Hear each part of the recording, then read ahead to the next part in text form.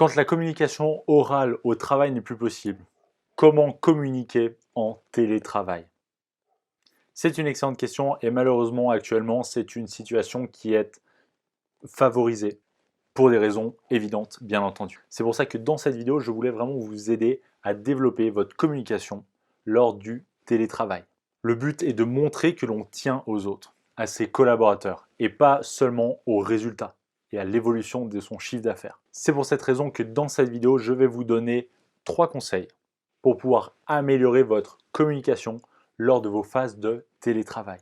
Si le contenu de cette vidéo vous plaît, hop, je vous laisse mettre un petit pouce bleu et si le contenu de la chaîne vous plaît en général, je vous laisse vous abonner si ce n'est pas déjà fait, bien entendu, de telle sorte à recevoir aussi les vidéos qui sortiront dans les prochains jours.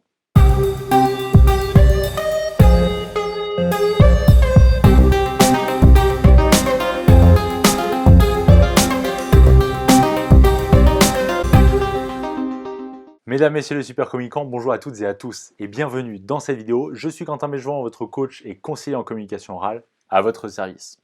Dans cette vidéo, l'objectif est de vous donner 3 conseils. Nous allons voir 3 choses ensemble, 3 notions différentes qui vont améliorer votre communication lors de vos phases de télétravail. La communication lors du télétravail n'est pas dans mon domaine d'expertise, j'en suis bien conscient.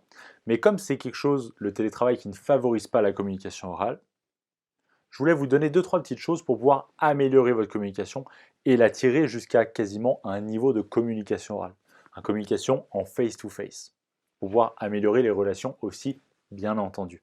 Premièrement, en tant que manager, je vous invite à demander à vos collaborateurs et collègues comment est-ce qu'ils aimeraient vivre leur télétravail, comment est-ce qu'ils aimeraient manifester la communication lors de leur phase de télétravail. Est-ce qu'ils aimeraient peut-être faire des visioconférences juste pendant les pauses, pour simuler une pause autour de la machine à café, que sais-je. Donc demandez-leur explicitement ce qu'ils souhaiteraient vivre et comment est-ce qu'ils voudraient faire, tout simplement. Deuxièmement, ce que je vous invite à faire en tant que manager, et peut-être que vous êtes responsable de quelqu'un, pas manager mais responsable de quelqu'un ou d'une équipe, je vous invite à être plus clair que jamais.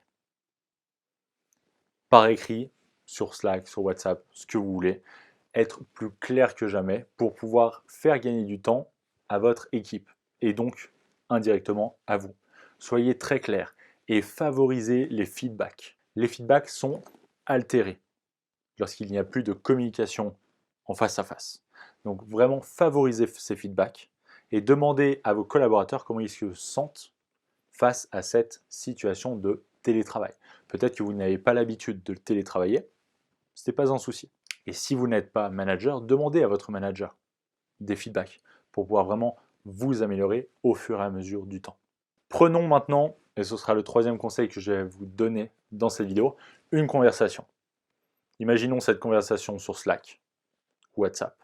Imaginons aussi cette conversation en face-to-face, comme une situation tout à fait classique à la pause ou que sais-je. La conversation sur Slack sera beaucoup plus froide que le 2e type de conversation, en face à face. Lorsqu'on parle à quelqu'un en face à face, on a beaucoup plus de facilité à comprendre comment est-ce que la personne se sent. Peut-être que la personne va insérer des mots par-ci par-là pour exprimer comment elle se sent. J'ai bien réussi à faire ça, je me suis senti à l'aise. Mais cette personne-là va pas forcément donner toutes ces indications, toutes ces expressions à l'écrit sur une conversation Slack par exemple.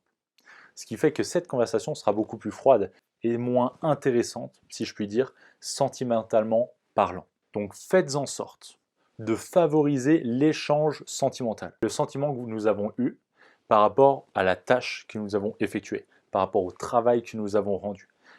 Insérez cette dimension sentimentale dans vos conversations écrites pour pouvoir faciliter l'échange avec la personne.